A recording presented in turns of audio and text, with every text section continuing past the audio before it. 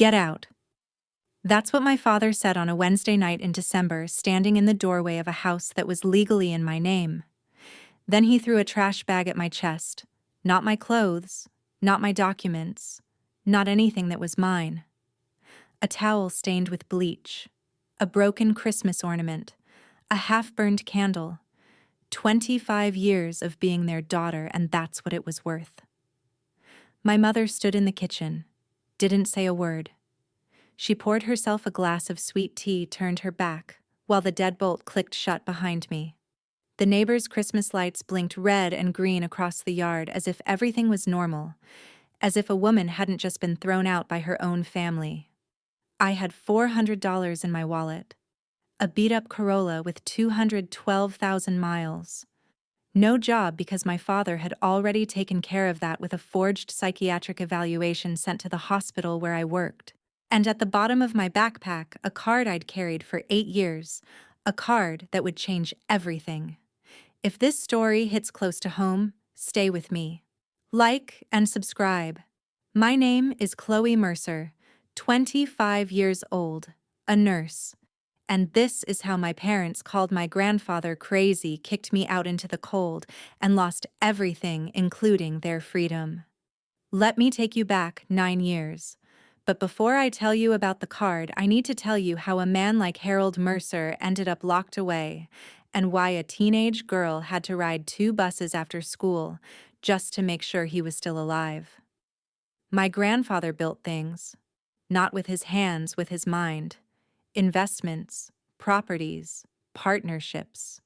Nobody in our family understood because nobody in our family bothered to ask. They just knew he had money. They didn't know where it was, how much, or whose name it was under. And that drove my parents absolutely insane. My father, Ray Mercer, was the kind of man who believed proximity to wealth meant ownership of it. My mother, Gail, was worse. She believed she deserved it. Together they moved Grandpa Harold out of his own home and into their guest bedroom. For his safety, they said. Within 3 months, his phone was monitored. His mail was screened. His friends stopped visiting because Gail told them the doctor recommended limited stimulation. There was no such doctor. There was no such recommendation. When they couldn't find the accounts, they tried a different approach. Ray sat Grandpa down at the kitchen table and slid a power of attorney form across the wood like a business deal. Grandpa read every line, set down the pen, and said no. Just no. Calm as morning. So they escalated. Gail scheduled a competency evaluation with a physician she'd found through a friend at church. She wanted a signature declaring Grandpa mentally unfit. The doctor spent 45 minutes with him, asked him questions about current events, finances, and his own medical history. Grandpa answered every single one. The doctor refused to sign. Gail never mentioned that appointment again. My brother Brandon was the one who suggested Crestview Senior Living. He framed it as concern. He could fall. He could wander off. It's safer. What he meant was, if Grandpa was out of the house, out of sight, alone, he'd eventually break. He'd eventually sign whatever they put in front of him just to see another human face. They were wrong about that, but they were right about the alone part. I started visiting him on a Tuesday in October. I was 16 and I told my mother I had study group after school. Instead, I walked 6 blocks to the Route 4 stop, transferred at Gallatin Road, and rode another 22 minutes to Crestview. 47 minutes each way. I did it every Tuesday and Thursday for 5 months. The first time I walked into his room, he was sitting in a plastic chair by the window staring at a parking lot. He'd lost weight. His shoulder blades pressed through his shirt like wings trying to get out. The TV was on but muted. A tray of untouched Jell-O sat on the bedside table. When he saw me, something shifted behind his eyes, like someone had walked into a dark house and flipped on a single light. "Chloe," he said. Just my name. But the way he said it, like he'd been holding it in his mouth for months, afraid to let it go. I didn't do anything remarkable. I filled a basin with warm water and washed his arms, his hands, the back of his neck. I clipped his fingernails because nobody else had. They'd grown long and curved, almost yellow. I read to him from whatever paperback I'd grabbed from the library. Sometimes he listened. Sometimes he fell asleep mid-sentence with his hand on mine. I didn't mind. I just kept reading. The staff at Crestview started recognizing me. A nurse with kind eyes and a silver bun, I didn't know her name, then once stopped me in the hallway and said, "You're the only one who comes." She said it like a fact, not a judgment. But it landed like both. Then one afternoon in March, Grandpa did something different. He reached for my hand the way he always did, but this time his grip tightened. His eyes flicked to the door. Quick, alert. Not the eyes of a man losing his mind, the eyes of a man who knew exactly what was happening to him. He pressed something into my palm and closed my fingers around it. A tin box, small enough to fit in a coat pocket, dented on one corner, cold. "Hide it," he said. "Don't let them find it. When you're on your own, take the card inside to Pacific Trust." I looked down. The box was old, the kind that might have held mints or sewing needles decades ago. I opened it just enough to see what was inside a black card heavier than any card I'd ever touched. No name, just a row of numbers engraved in gold along the bottom edge. "Grandpa, what is this?" He squeezed my hand once. Hard. Then let go. "Not yet," he said. "You'll know when." I slipped the box into the bottom of my backpack under my biology textbook and a granola bar wrapper. I didn't understand what he'd given me. I didn't understand why his hands were shaking, or why he kept glancing at the door like someone might walk through it any second. I understand now. He was running out of time, and he knew it. Every visit I made was a risk not for me, but for whatever plan he'd been building in silence, while his own children tried to break him. And he trusted a 16-year-old girl with the only key, because she was the only person in his life who showed up without wanting something. 3 days later, my mother found the bus pass history on my phone. She didn't yell. She didn't hit me. She locked my bedroom door from the outside and didn't open it for 2 days. The only thing that came through was a plate of rice pushed under the gap. And her voice, flat as pavement. "He doesn't remember you, Chloe. You're wasting everyone's time." My mother didn't just lock me in my room. She erased me. Within a week of finding the bus pass history, Gail had a plan. She packed a duffel bag with clothes I'd almost outgrown, drove me 4 hours to my grandmother's sister's house in rural Tennessee, a place with no sidewalks, no bus route, and Wi-Fi that cut out when it rained, and told Aunt Ruthie I was troubled. "She's been acting out, lying, sneaking around. She needs structure." Gail hugged me at the door like a loving mother, squeezed my shoulders, smiled for Aunt Ruthie, then got back in her Camry and drove away without looking in the rearview mirror. She didn't give me money. She didn't give me a phone. She told Aunt Ruthie I wasn't allowed either because the therapist recommended digital detox and limited independence. There was no therapist. There was never a therapist. I was 16, standing on a gravel driveway in a town where the nearest grocery store was a 20-minute drive, watching my mother's taillights disappear around a bend lined with pine trees. And I understood not fully, not yet, but in the way you feel a bone crack before the pain arrives, that she wasn't sending me away to fix me. She was sending me away to finish what they'd started with Grandpa. No more visits, no more witness. No one left who cared whether Harold Mercer lived or died alone in a building that smelled like Clorox and boiled vegetables. Aunt Ruthie wasn't cruel. She was 73, half-deaf, and genuinely believed Gail's version. She gave me chores, fed me casseroles, and told me stories about cousins I'd never met. I picked beans in her garden. I helped her carry groceries from the truck. I slept in a room with floral wallpaper and a ceiling fan that clicked on every 4th rotation. It wasn't punishment in the obvious sense. It was erasure, slow, quiet, complete. No one called to check on me. No one wrote. My father never once asked where I was sleeping or whether I'd eaten. Brandon sent a single text 2 months in.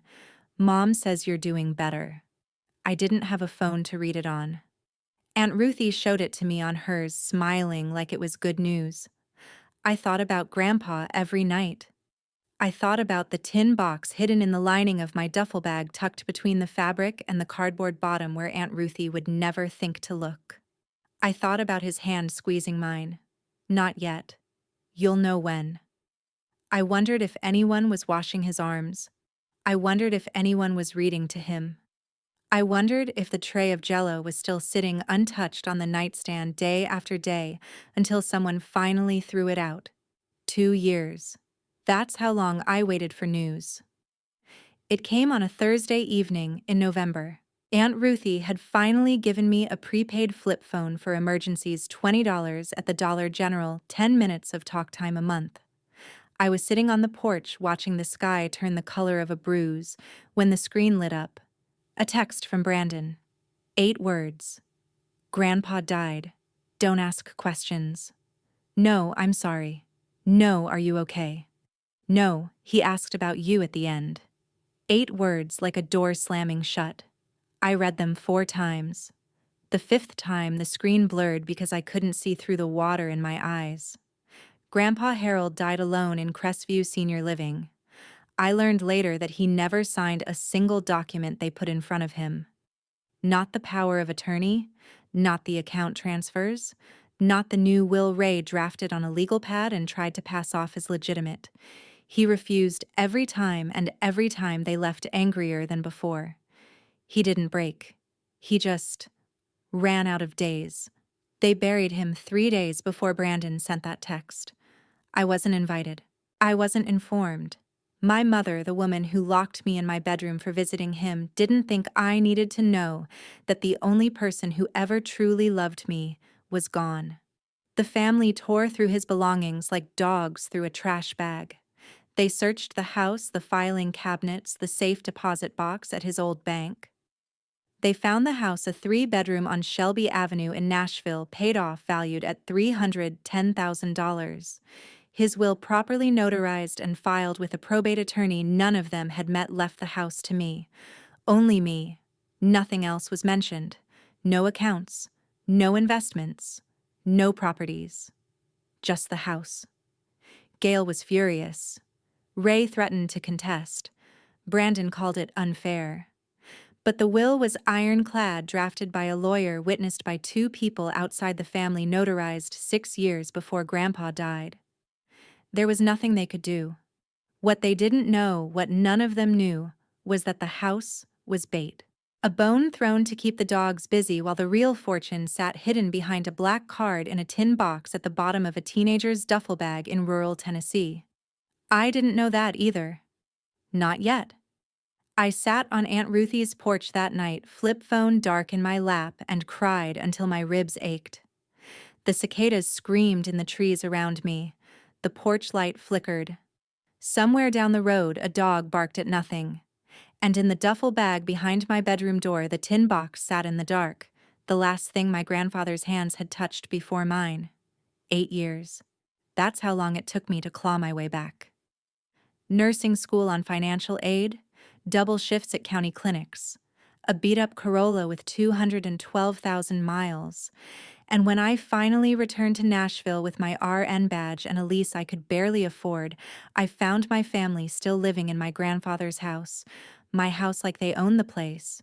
They hadn't paid a dime, they hadn't asked permission, and they had no intention of leaving. The first time I said no to my mother's face, she looked at me like I'd spoken a foreign language. The second time, my father changed the locks on my own house. I need to back up. When I returned to Nashville at 25 RN badge, beat-up Corolla, a lease on a studio apartment I could barely swing, I didn't come back swinging. I came back hoping. Stupid, I know. But 8 years away has a way of softening memories, rounding the sharp edges until you almost convince yourself it wasn't that bad. Maybe they've changed. Maybe distance fixed something. Maybe this time, if I'm calm enough, reasonable enough, good enough, maybe this time, they'll just be my family. They were living in Grandpa Harold's house like it was theirs. The lawn was patchy. The gutters sagged. The garden he'd kept for 30 years was dirt and weeds. But the driveway had 2 cars in it, Ray's truck and Gail's newer Camry, a 2021, which meant somebody was spending money they supposedly didn't have. I didn't bring lawyers. I didn't bring demands. I brought a casserole and a sentence I'd rehearsed the entire drive over. I'd love to figure out a plan that works for everyone. Gail opened the door, looked at the casserole, and said, "Oh, you're back." Like I'd gone to the store. The plan conversation lasted about 4 minutes before it became something else entirely. Gail went first. "A girl your age doesn't need a whole house, Chloe. Sell it. I'll hold the money for you. Keep it safe." She smiled when she said it, the same smile she used at church when she volunteered for the bake sale. Warm, practiced, completely hollow. Ray didn't bother with warmth. "Your grandfather left that house for the family, not just you."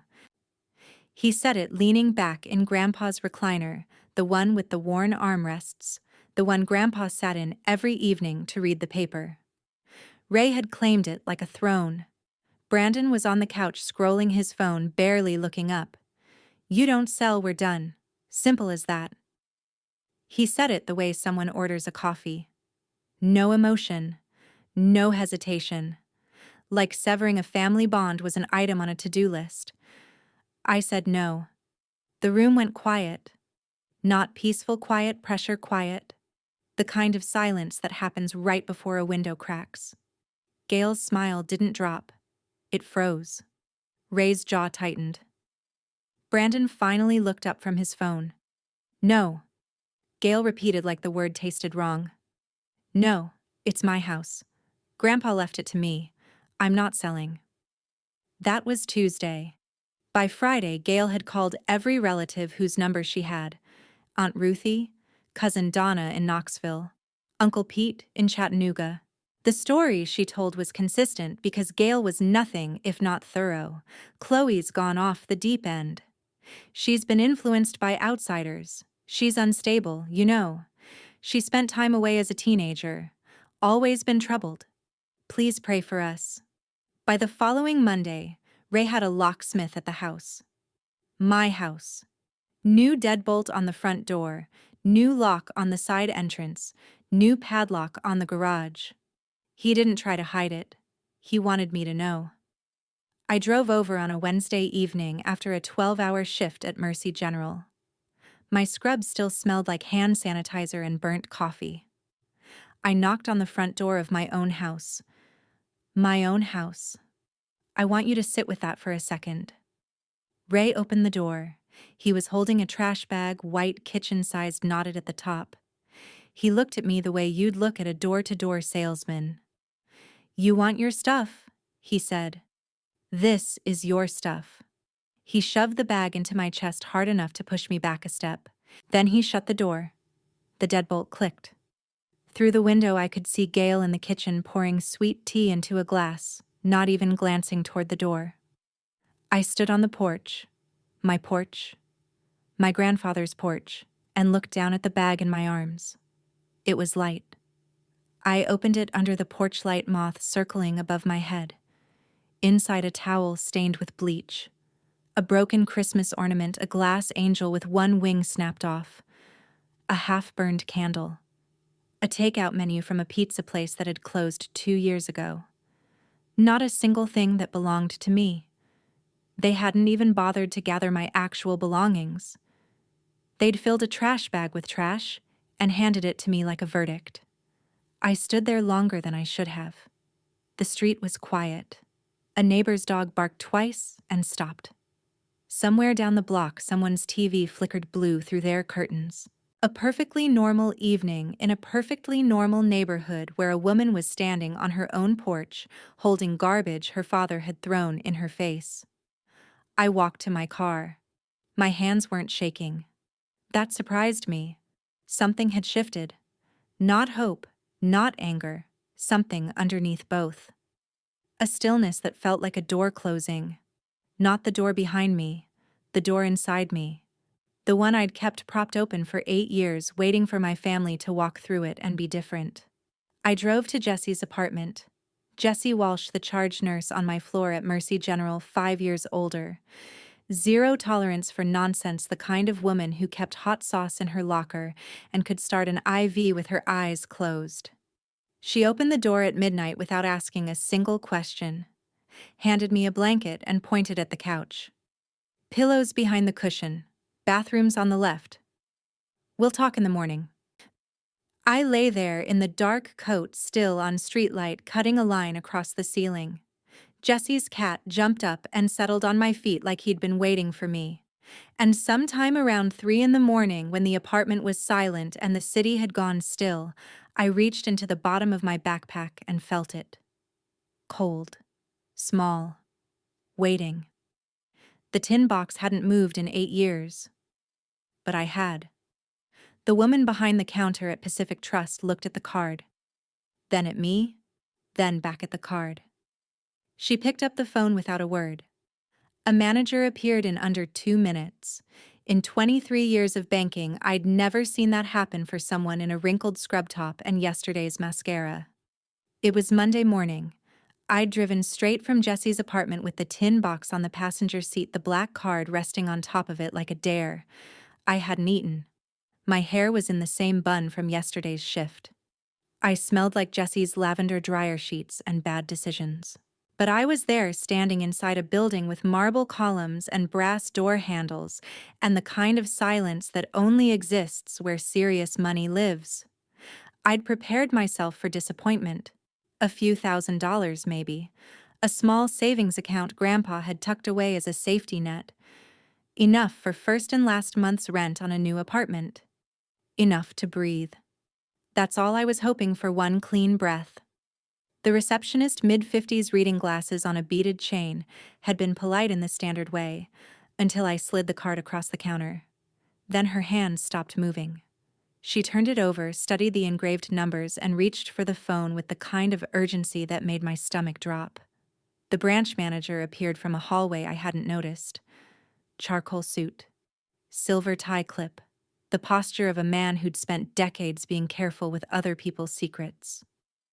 Miss Mercer. He checked my driver's license against something on his tablet. I'm the branch manager. Would you come with me, please? We need to discuss your account privately. Privately. That word hung in the air like smoke. His office smelled like cedar and old paper. He closed the door, sat behind his desk, and typed something that made his monitor glow. I watched his face. He was good trained to show nothing. But his eyebrows moved. Just a fraction. Just enough. Miss Mercer, he said, this is a legacy trust account, established 23 years ago by Harold Mercer. It hasn't been accessed since its creation. He paused. Until today. How much is in it? My voice came out steadier than I felt. He turned the screen toward me. I stared at the number. Then I stared at it again. Then I made a sound, not a gasp, not a cry. A laugh. Short, sharp, involuntary, like being punched in the chest and finding it funny. The branch manager's hand moved slightly toward the phone, probably wondering if I was about to pass out.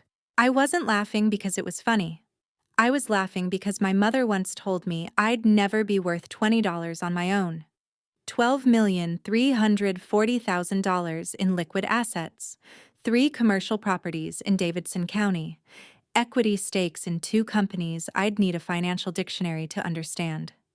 My grandfather, the man my parents called senile, the man they locked in a building and left to die, had built a fortress. And he'd put my name on every door. The branch manager explained it in terms I could barely absorb. Irrevocable trust. Sole beneficiary. Multi-layered protections. No one could access, redirect, or contest the funds without my physical card and biometric verification. Grandpa hadn't just saved money. He'd engineered a system designed to survive exactly the kind of family he had. There's more, the manager said. He placed a sealed folder on the desk. Your grandfather left personal materials in our custody. Letters, a video recording, a journal, all designated for you.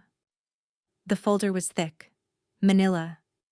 My grandfather's handwriting across the front in blue ink for Chloe. The letters inside were dated across 8 years, 12 of them. One every few months, written in his careful slanting script. I picked up the first one and read the opening line. "My sweet girl, I wrote to you twice, with no reply. I think your parents are keeping my letters." I set it down because my hands were shaking too hard to hold it. The branch manager cued the video on a small screen built into the wall. The image was grainy, a phone camera propped on a nightstand. Grandpa Harold sitting on the edge of his bed at Crestview. Thinner than the last time I'd seen him. Cheekbones sharp, but his eyes clear, present. Not the eyes of a man who'd lost his mind. "I'm sorry, sweetheart." His voice was raspy but steady. "I couldn't protect you then. But I prepared everything." I pressed my hand over my mouth. "They'll tell you I was confused.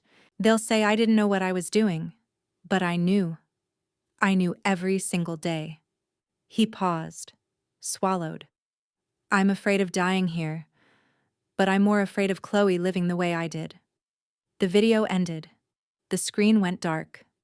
I sat in a leather chair in a marble building staring at my reflection in a black screen, tears running down my face, $12 million in an account with my name on it, and a dead man's voice still echoing in my ears. The branch manager gave me a moment. Then he slid one more document across the desk, a letter separate from the others. The last thing in the folder. The handwriting was shakier than the rest, written closer to the end. "The house I left in the open was so you'd have ground to stand on. But everything real I hid here for you. Don't let them take you too." I wiped my face with the back of my hand. I read it again. Then I folded it carefully, placed it back in the folder, and looked up. "What do I need to do first?" The manager gave me a name, Margot Trent, an attorney Grandpa had retained specifically for me. He gave me next steps timelines paperwork. I absorbed about half of it. The rest was noise behind the only thought that mattered. He never forgot me. Not for one single day. I walked out of Pacific Trust 40 minutes later with a number in my head that didn't feel real, a folder of letters I should have received 10 years ago, and the name of a lawyer my grandfather had chosen before I knew I'd need one. I also noticed something I almost missed: a young clerk near the entrance, the one who'd watched me a little too long when I walked in. He was on his phone, typing fast, not looking up. It took my family exactly 9 days to find out about the money. It took them exactly 9 seconds to become people I'd never met before. In those 9 days, I moved fast. Margot Trent's office was on the 4th floor of a building downtown that smelled like leather and cold air conditioning. She was mid-50s, silver hair cut sharp at the jaw, reading glasses she never actually put on, just held like a weapon she might need. She didn't shake my hand when I walked in. She pointed at a chair and said, "Sit, talk, start from the beginning." I talked for an hour. She took notes on a yellow legal pad without interrupting once. When I finished, she set down her pen, leaned back, and said, "Your grandfather was the most methodical client I've ever had. He built this trust like a fortress." "Why me?" I asked. The same question I'd asked the branch manager. The same question I couldn't stop asking. Margot looked at me over her glasses. "Because you were the only one who visited without wanting something." She walked me through the structure, the irrevocable trust, the protections, the legal firewalls Grandpa had spent years constructing with her. Then she gave me instructions: rent a secure apartment, change your phone number, begin therapy, and do not contact your family. "They'll come to you," she said. "They always do." I rented a studio with a deadbolt and a security camera in the hallway. I changed my number. I started seeing a therapist on Wednesdays, Dr. Linden, $180 per session, insurance covered $120. I paid the $60 copay and didn't flinch, because for the first time in my life I could afford to take care of myself without apologizing for it. And then, on day 9, my phone rang. New number. Blocked caller ID. But I knew who it was before I answered the way, "You know a storm is coming by the way the air changes." Gail was crying. Not the sharp, punishing voice that locked bedroom doors and mailed me to the countryside. A softer voice. A performance. "I was wrong, baby. I haven't slept since you left. Come home, let's fix this. We're still your family." The same mouth that said he doesn't remember you. The same woman who packed a duffel bag and drove away without checking her rearview mirror. Now she hadn't slept. Now she wanted to fix things. "No," I said. 3 seconds of silence. I counted them. Then the mask fell off so fast I could almost hear it hit the floor. Her voice dropped an octave, the tears evaporating like water on a hot skillet. "You'll regret this, Chloe. I promise you that." She hung up. I stared at my phone for a long time, then I blocked the number. But Gail wasn't done. Gail was never done. Within a week, a Facebook post appeared on her page. The kind of post designed to look like a prayer but function like a weapon. "My daughter has been troubled for many years. She's fallen in with people who don't have her best interests at heart. She's not well. Please pray for our family during this difficult season." Comments flooded in. "Praying for you, Gail. Stay strong, honey. Some children just don't appreciate what they have." 63 reactions. 41 comments. Every single one from people who'd never once asked me how I was doing. The post made its way to Mercy General within days. A coworker in the break room asked me carefully, gently, the way you'd approach a stray dog. "Everything okay at home, Chloe? Someone mentioned your mom was worried about you." I smiled and said I was fine, but I felt the ground shifting beneath me. Gail wasn't just attacking me. She was building a narrative, planting seeds in every ear she could reach. Troubled, unstable, not well. I told Margot. She nodded like she'd been expecting it. "Narcissists don't improvise," she said. "They run plays. This is play number 1, discredit the target. Isolate her. Make her look unreliable so that when the legal fight starts, nobody believes her." "When the legal fight starts," I repeated. Margot looked at me steadily. "It's coming." She was right. It came on a Tuesday. 2 envelopes arrived the same morning, one at my apartment, one at Mercy General. The first was a court filing. My mother had petitioned Davidson County claiming I had manipulated a senile elderly man into signing over his estate. She wanted the trust frozen, the assets reviewed, and me evaluated for mental fitness. The language was clinical, detached, devastating. Respondent engaged in systematic exploitation of a vulnerable adult. Every word was a lie dressed in legal clothing. The second envelope was worse. Ray had sent a letter to the hospital's Human Resources Department.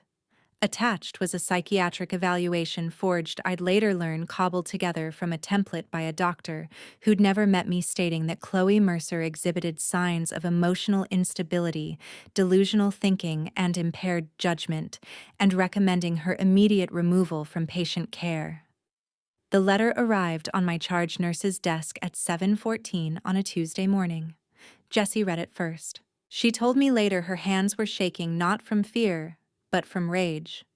By 7:47, I was standing in HR being told to go home. Not fired, suspended pending investigation. But the difference didn't matter. My badge was deactivated. My shifts were reassigned. I walked out of Mercy General at 8:02 a.m. carrying my stethoscope in a plastic bag, and the security guard at the front desk couldn't look me in the eye. 9 days earlier, I'd been sitting in a marble office learning I was worth $12 million. Now I was standing in a parking lot with no job, a frozen trust account I couldn't touch, and a family that had just declared war, using every system designed to protect people like me against me. I sat in my Corolla for 11 minutes before I called Margot. She answered on the first ring like she'd been waiting. "They filed," I said. "I know. I got the notification 20 minutes ago." Her voice was calm. Too calm. The calm of someone sharpening a blade. Don't respond to anything. Don't post anything. Don't talk to anyone at the hospital about the case. Come to my office at 2. I hung up and stared through the windshield at the hospital entrance, the doors I'd walked through every morning for 8 months, the building where I'd found something that felt like belonging. Gone in 33 minutes. My phone buzzed. Jesse. This is garbage and everyone here knows it. I've got your back. Bring food when you come get your locker stuff. I want those leftover brownies. I almost smiled. Almost. Losing your job is one thing. Losing it because your own father mailed a forged psychiatric report to your employer, that's something else entirely. The first week without Mercy General was the quietest of my life. Not peaceful quiet. The kind of quiet that presses against your eardrums until you hear your own pulse. I'd spent 8 months building a routine 5:30 alarm coffee in the car, 12-hour shifts that left my feet aching and my mind too tired to spiral. Now I had nothing but hours. Hours to sit in my studio apartment staring at a frozen bank account on my laptop screen. Hours to refresh my email waiting for Margot's updates. Hours to wonder if my mother was right all along, that I really couldn't do anything on my own. Margot called on a Wednesday. The court granted a temporary freeze pending review. Standard procedure when elder exploitation is alleged. You can't touch the trust until the hearing. When's the hearing? 5 weeks. 5 weeks with no income and no access to $12 million that legally belonged to me. I had $3,200 in my personal checking account. Rent was $1,150. The math wasn't complicated. It was suffocating. Jessie lent me money for the next month's rent without me asking. She left an envelope on my doorstep with a sticky note. Pay me back in brownies. Interest rate 12%. I sat on the kitchen floor holding that envelope for a long time because Jessie Walsh, a woman I'd known 8 months, had shown me more generosity in a Post-it note than my family had managed in 25 years. Then, the surveillance started. The first time I noticed the car, I told myself I was paranoid. Dark blue Nissan-tinted windows parked across the street from my building. Engine off. Just sitting there. It was gone the next morning. But it came back the following evening, and the one after that.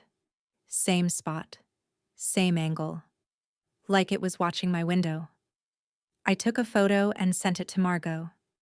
She replied in 4 words, document everything, don't engage. The second week, someone broke into my Corolla overnight. The glove box was open, papers scattered across the passenger seat. Nothing valuable was taken. I didn't have anything valuable but my registration insurance card, and a folder of pay stubs were spread across the floorboard like someone had been searching for something specific. Financial records? Account numbers? Anything that could be used. The third week, it got worse. I came home from the grocery store $47.83 for a week's worth of rice, eggs, canned soup, and the cheapest coffee on the shelf, and my apartment door was unlocked. Not broken. Unlocked. Inside, everything looked normal at first glance, but my desk drawer was open 2 inches. My laptop, the one with copies of Grandpa's bank documents, was gone. The closet had been shifted. Hangers pushed to one side. Someone had been through every inch of my apartment with careful, methodical hands. I called Margot. Then I called the police. The officer took notes, looked at the door, no damage, no forced entry, and asked if maybe I'd forgotten to lock it. I wanted to scream. Instead, I said, "Someone stole my laptop." He wrote it down. He didn't look concerned. Margot was concerned. They're escalating. The laptop had copies of the trust documents. Yes. Silence on the line. Then, without the original medical records proving your grandfather's competency, our case relies on the video and letters from the bank. The video will be challenged. The letters are circumstantial. If they've taken your copies... She paused. We need the originals from Crestview. I'll request them. She requested them. Crestview's response came 3 days later. Records for Harold Mercer had been transferred to off-site storage and could not be located at this time. Margot didn't say what we both knew: someone had gotten there first. Then Brandon made his move. He texted from a number I didn't recognize, asking to meet. Just us. Just talking. Coffee. I almost deleted it, but Margot said go. Public place. Record everything. Tennessee is a one-party consent state. I chose a diner on Gallatin Road, vinyl booths, overhead, fluorescence, the kind of place where the coffee comes in ceramic mugs and the waitress calls everyone Hon. Brandon was already sitting when I arrived. He looked thinner. Dark circles. His knee was bouncing under the table. He didn't waste time. He reached into his jacket and placed a single sheet of paper on the table between us. A typed agreement, voluntary relinquishment of inheritance rights. My name, a signature line, and a number: $200,000. Sign it, he said. We'll give you $200,000 and the whole family stays together. Clean break. Everyone moves on. I looked at the paper, then at him. 200,000 out of 12 million. He didn't flinch. It's a fair offer. Fair? I almost laughed. His expression didn't change. He leaned forward, voice dropping so the waitress wouldn't hear. You don't sign, I'll make sure you lose more than money. I know people at the courthouse, Chloe. I stared at the man sitting across from me. Same brown eyes as when we were kids. Same chin. Same hands that once helped me build a blanket fort in the living room while Grandpa watched from his recliner, smiling. I searched his face for something familiar, a flicker of the brother I remembered. There was nothing. We're done here, I said. He called after me as I stood. You're making a mistake. I walked out without turning around.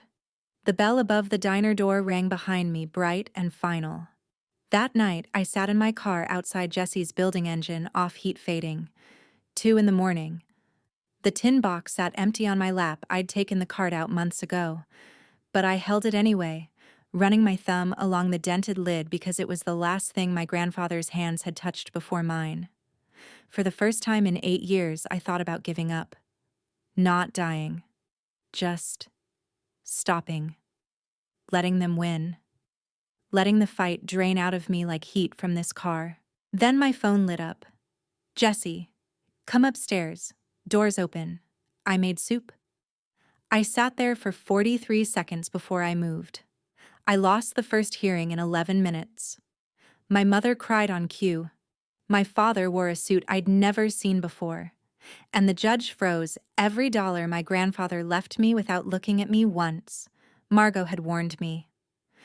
They're going to perform, she said in the hallway outside the courtroom, adjusting her blazer like she was loading a weapon. Gail will cry. Ray will look solemn. They'll bring witnesses who will say exactly what they've been coached to say. And right now, without those medical records, I can counter, but I can't kill.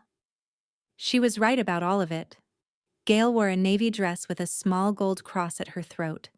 She dabbed her eyes with a tissue she'd brought from home, not the rough courthouse kind, but a soft one monogrammed. She'd thought about this. She'd accessorized her grief. Their attorney was a woman named Falk, sharp, expensive, the kind of lawyer you hire when winning matters more than truth. She called 3 witnesses, a neighbor who described me as erratic and confrontational, a friend of Gail's from Grace Community Church, who testified I'd always been a difficult child, and a physician, Dr. Leland, a man I'd never met who reviewed Grandpa's records and concluded with the steady confidence of someone being paid well that Harold Mercer had exhibited progressive cognitive decline consistent with diminished capacity. Margot cross-examined. She was precise, controlled, surgical. She pointed out that Dr. Leland had never examined Harold in person. She noted the neighbor hadn't spoken to me in over 3 years. She highlighted inconsistencies in the church friend's timeline, but every time she reached for the killing blow, the original medical records that would prove Grandpa was competent, there was nothing to reach for. The records were gone. The video from the bank was challenged as unreliable, self-recorded, and potentially coached. My grandfather's letters were called emotionally suggestive but legally insufficient.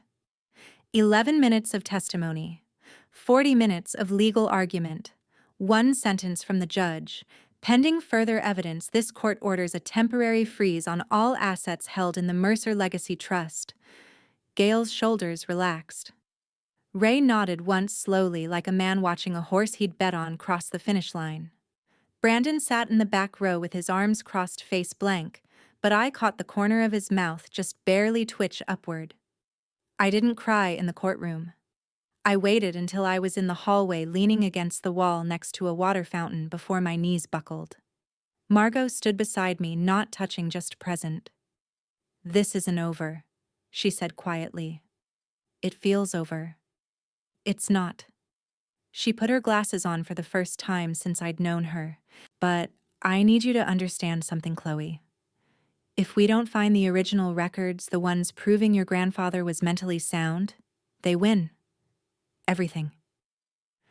I drove to Jesse's apartment that night because I had nowhere else to go. My rent was due in 6 days. My checking account had $1,840 left.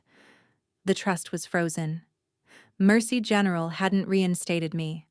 I sat on Jesse's couch with the empty tin box in my lap, turning it over and over in my hands, and for the second time in a week I thought about letting go. Not of life, of this fight. Of the inheritance I'd never asked for. Of the family that had never wanted me except as something to use. Jessie was in the kitchen making chamomile tea she'd bought specifically because I told her it helped me sleep. She didn't say anything motivational. She didn't tell me it would be okay.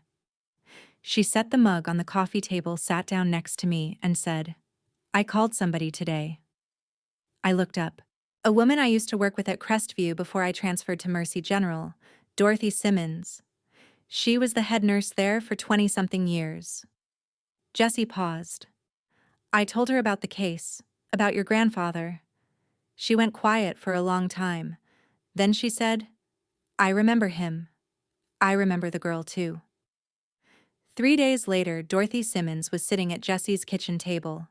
She was 62. Silver hair in a neat bun. Hands that had spent decades taking pulses, adjusting IV drips, holding the fingers of people who were dying.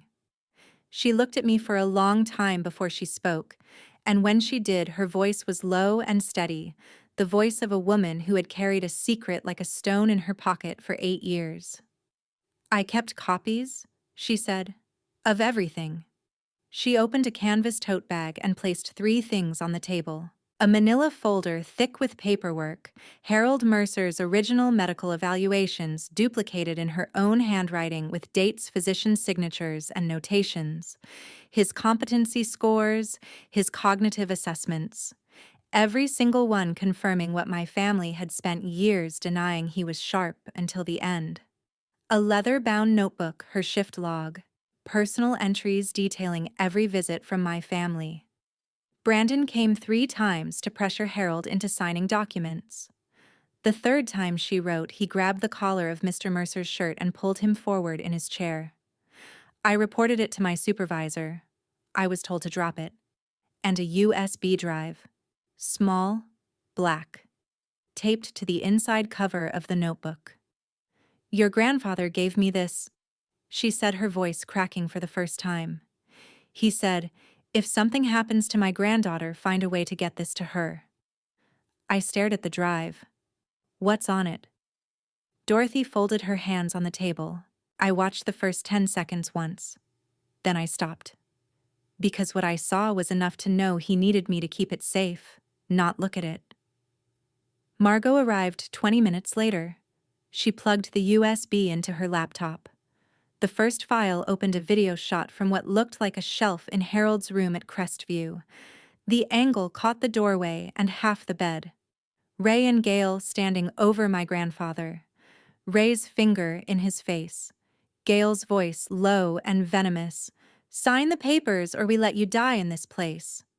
My grandfather, 83, 90 pounds, hands trembling, shaking his head.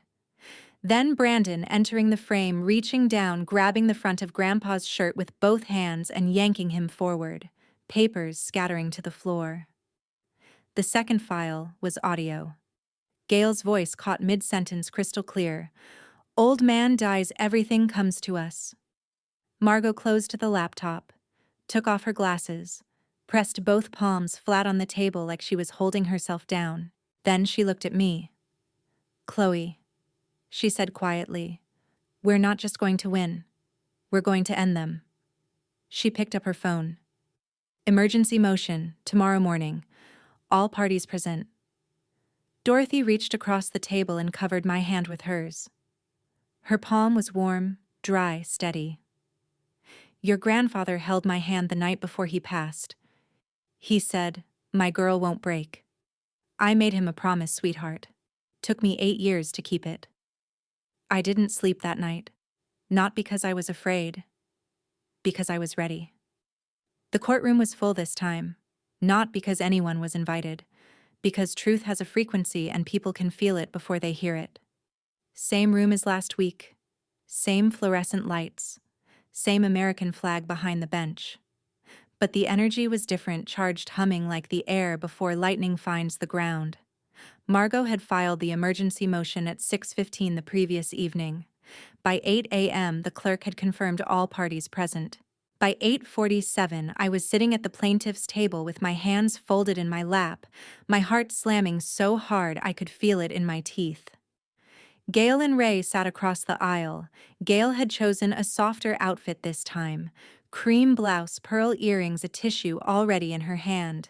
Ready to perform. Ray wore the same suit from last week. Brandon sat in the back row again, arms crossed, jaw tight. Their attorney Falk was reviewing papers with the tight expression of someone who'd been blindsided by emotion she hadn't expected. The judge entered. Same judge. He looked tired but alert, the way a man looks when he knows something important is about to happen in his courtroom. "Counsel," he said. "I understand there's new evidence." Margot stood. "Your Honor, we'd like to call a witness. Dorothy Simmons, former head nurse at Crestview Senior Living." Dorothy walked to the stand the way she probably walked hospital hallways for 32 years, steady, unhurried, certain. She wore a dark blue cardigan and her silver hair was pulled back in the same neat bun. She placed her hand on the Bible, swore the oath, and sat down like she'd been waiting 8 years for this chair. Margot began simply, "Mrs. Simmons, how long did you work at Crestview?" 26 years. Head nurse for the last 14? "And did you know Harold Mercer?" Dorothy's voice softened, but didn't waver. "I was his primary nurse for the last 2 years of his life." "Can you describe his mental state during that time?" "Sharp. Clear. He read the newspaper every morning, kept up with current events, remembered every staff member's name. He beat me at chess twice a week." A small pause. "He was the most lucid patient on my floor." Margot handed her the manila folder, the original competency evaluations Dorothy had copied and kept. "Are these consistent with your observations?" "Completely. Every physician who examined him confirmed full cognitive function. There was never any medical basis for a finding of diminished capacity. None." I glanced across the aisle. Gail's tissue was frozen in her hand. Ray's eyes were fixed on Dorothy like he was trying to place her. Margot continued. "Did the Mercer family visit Harold during his time at Crestview?" "His granddaughter did." "Chloe." Dorothy looked at me. "She came twice a week, took 2 buses. She bathed him, clipped his fingernails, read to him." She paused. She was 16 years old. The courtroom was very still. "And the rest of the family?" "His son came 3 times. Not to visit." Dorothy opened the leather notebook, her shift log. "Each time he brought documents and pressured Mr. Mercer to sign. The 3rd visit, November 14th, Brandon Mercer grabbed his grandfather by the collar of his shirt and pulled him out of his chair. I witnessed it. I filed an internal report. My supervisor told me to drop it." Falk objected. The judge overruled without looking at her. Margot stepped back. Your Honor, the witness has also provided a USB drive left in her custody by Harold Mercer himself, with instructions to deliver it to his granddaughter. We request permission to play its contents. The judge nodded. The courtroom screen flickered on. The video was grainy, a phone camera hidden on a shelf. But the audio was clear. Ray Mercer standing over an 83-year-old man, finger jabbing the air. Gail beside him, arms crossed, voice low and steady. Sign the papers or we let you die in this place. Harold shaking his head, hands trembling, not from confusion, from courage. Then Brandon entering the frame, reaching down, grabbing the front of Grandpa's shirt with both fists and yanking him forward, papers falling to the floor, Harold's glasses knocked sideways on his face. Someone in the gallery inhaled sharply. The judge's hand tightened around his pen. The second file played audio only. Gail's voice mid-conversation captured with terrible clarity. Old man dies, everything comes to us. Margot stopped the recording. The screen froze on the last frame. My grandfather's face tilted sideways, glasses, crooked eyes still defiant. Falk stood immediately. Your Honor, we question the authenticity of... The drive was examined by a certified digital forensics analyst. Margot cut in, handing a report to the bailiff. Original metadata intact, no editing, no splicing, no manipulation. Gail broke first. She stood up, tears streaming, real tears this time, the kind that come from panic, not performance. That video is taken out of context. We were trying to help him. He didn't know what he was... Mrs. Mercer. The judge's voice stopped her mid-sentence. Sit. Down. She sat. Ray didn't. He surged to his feet, face scarlet, pointing at me across the aisle. She put them up to this. She's tearing this family apart. She manipulated a confused old man, and now she's... The gavel cracked so hard the microphone rattled. Mr. Mercer. The judge's voice filled every corner of the room. Not raised, detonated. You will sit down, or you will be removed in handcuffs. This is your only warning. Ray dropped into his chair like someone had cut his strings. His attorney placed a hand on his arm. He shook it off. Brandon hadn't moved, hadn't spoken. He sat in the back row with his arms at his sides, now palms flat on his thighs, face the color of old paper. He was staring at the frozen screen, at Grandpa's crooked glasses, with the expression of a man watching the last exit disappear behind him. The judge removed his own glasses, set them on the bench, pressed his fingertips together. The courtroom held its breath for what felt like a full minute but was probably 15 seconds. I know because I counted. Somewhere behind me, a pen hit the floor. Someone swallowed audibly. The wall clock ticked once, twice, 3 times. Then the judge spoke. In 31 years on this bench, he said, his voice shaking, not with age, not with weakness, but with controlled, righteous fury. I have seen greed. I have seen dishonesty. I have seen families do unconscionable things to one another over money. He paused. But I have never in 31 years seen a family sit in my courtroom and lie to my face after treating their own father like this. He pointed at the frozen screen. His hand was steady. His voice was not. Petition denied. All assets in the Mercer Legacy Trust are unfrozen, effective immediately. Full control restored to Chloe Mercer as sole beneficiary. He turned a page.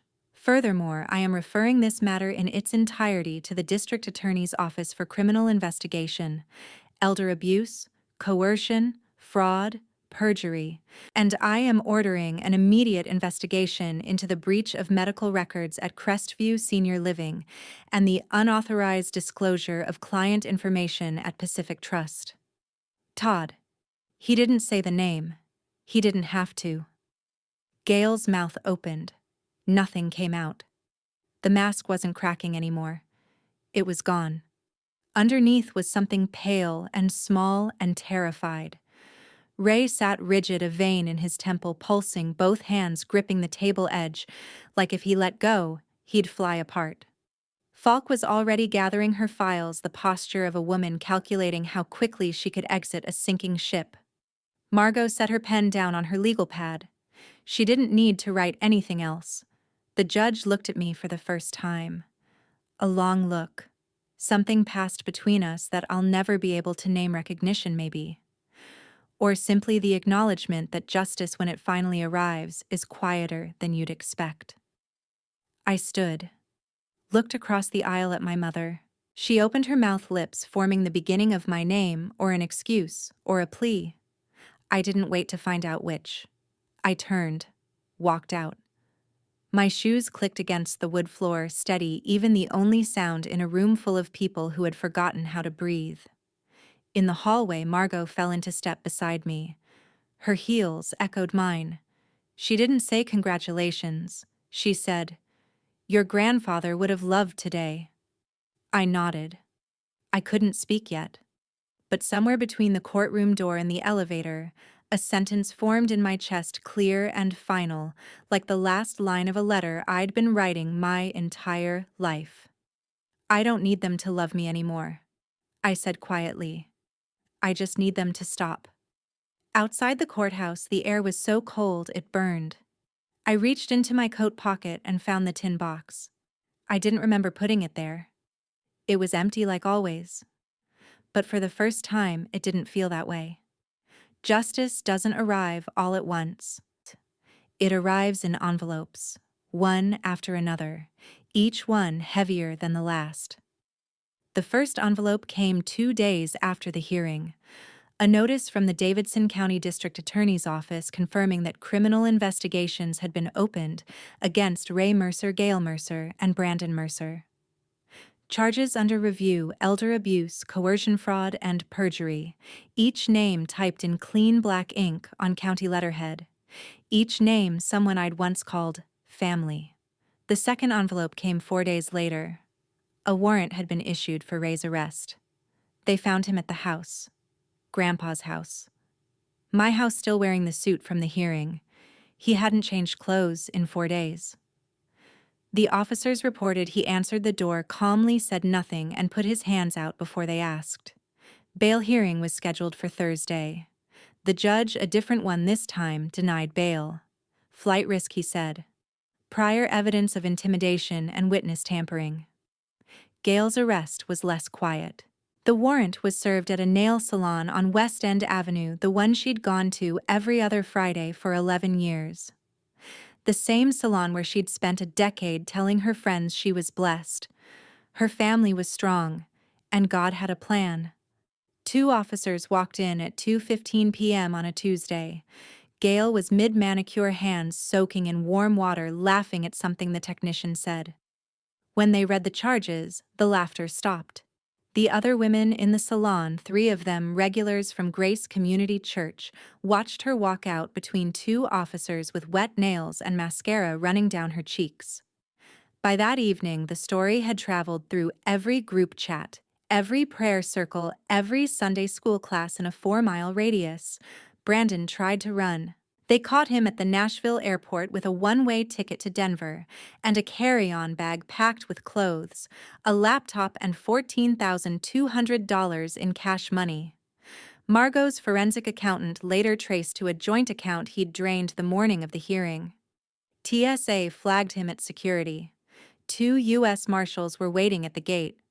He didn't resist, but he didn't cooperate either. Just stood there, hands in his pockets, staring at the departure board like he was reading his own future scroll past in orange letters.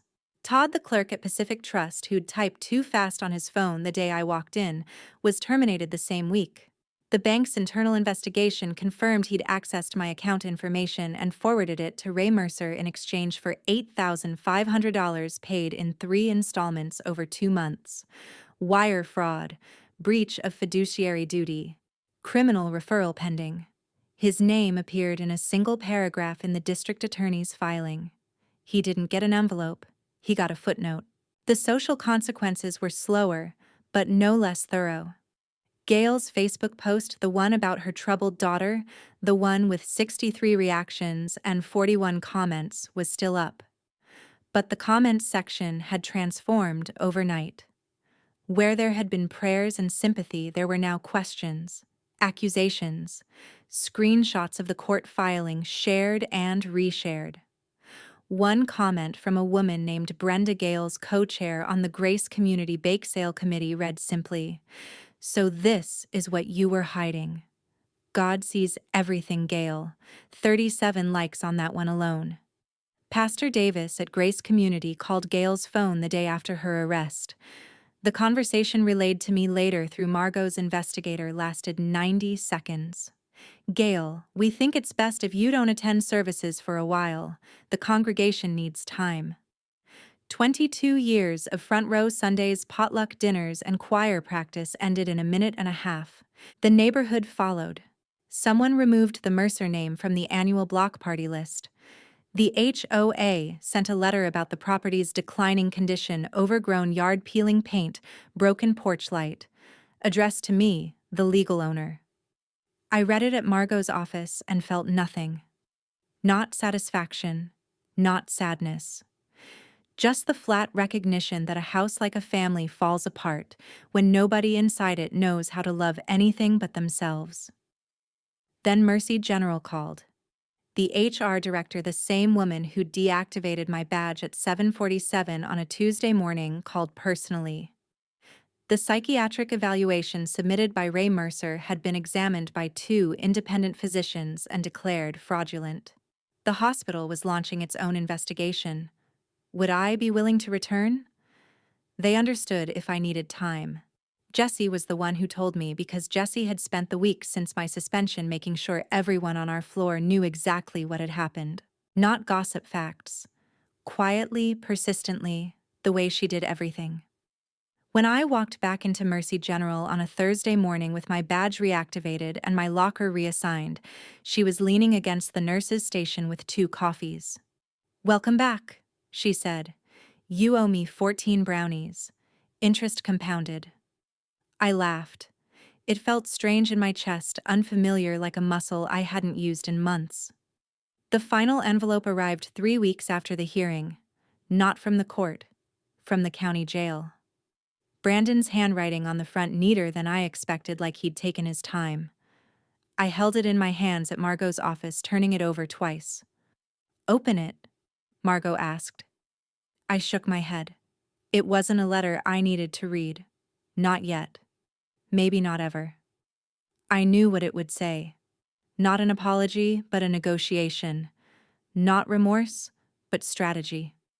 "Tell Chloe I'll cooperate if she drops the charges." That was his language. That had always been his language. Everything transactional. Everything conditional. I handed it to Margot. "File it." She nodded and slid it into a folder without another word. That Saturday, I drove past Grandpa's house for the first time since the hearing. I hadn't planned to stop. But my foot found the brake on its own, and I sat at the curb with the engine idling, looking at the place where I'd grown up, visiting a man who loved me without conditions. The court had ordered Ray and Gail out. The house was empty now. The front door was unlocked. They'd left it that way. One last act of carelessness or contempt. Inside, the air smelled like dust, and something sour like milk left out too long. They'd taken everything they could carry. What they couldn't carry, they'd damaged. A fist-sized hole in the hallway wall. Coffee stains ground into the living room carpet so deep they'd turn the beige fibers brown. The kitchen faucet dripping steady, rhythmic, like a clock counting down something that had already ended. Through the kitchen window, I could see Grandpa's garden. Dead. Every plant. Every row he'd spent years tending, the tomatoes, the basil, the roses he'd pruned every Sunday morning with a pair of shears that had belonged to his own father. All of it brown and broken and flattened by winter. I stood in the doorway for a long time. Then I closed the door, locked it with my key, the only key now, and drove away. I didn't look back. People ask me if I'm angry. I tell them the truth, I was. For a long time I was. But anger is a tenant, not a homeowner. It stays until you build something better in its place. It's April now. The dogwoods are blooming along the side streets of Nashville, white and pink, delicate as tissue paper, stubborn as anything that survives a Tennessee winter. I notice them more than I used to. I notice a lot of things more than I used to. The way morning light hits the kitchen counter at 6:15, the sound of Jessie's laugh through the phone when I call her on my drive to work, the weight of my badge against my chest when I clip it on each morning heavier than it should be in the best way. I bought a house. Not Grandpa's house, that one I'm still deciding about. This one is mine. 3 bedrooms, a screened porch, a magnolia tree in the backyard that drops white petals across the grass like confetti nobody asked for. It's 8 minutes from the cemetery where Grandpa Harold is buried. I measured the drive the first time. Now I don't need to. My car knows the way. It's not a mansion. It's not a statement. It's a 3-bedroom house that a nurse can afford on $72,400 a year. I live on my salary. The trust sits in an account I check once a month, not because I'm watching it grow, but because Grandpa built it and the least I can do is make sure it's safe, the way he tried to keep me safe. Mercy General took me back without conditions. The forged psychiatric evaluation was entered into evidence in Ray's criminal case, an additional charge of medical document fraud that his attorney tried and failed to get dismissed. My shifts are the same, 12 hours, 3 days a week, the kind of tired that feels earned instead of empty. Last Tuesday, I started an IV on a 91-year-old woman who grabbed my wrist and said, "You have gentle hands, honey." I almost lost it right there in the room. But I smiled, taped the line, and didn't cry until I got to the supply closet. Some things take time.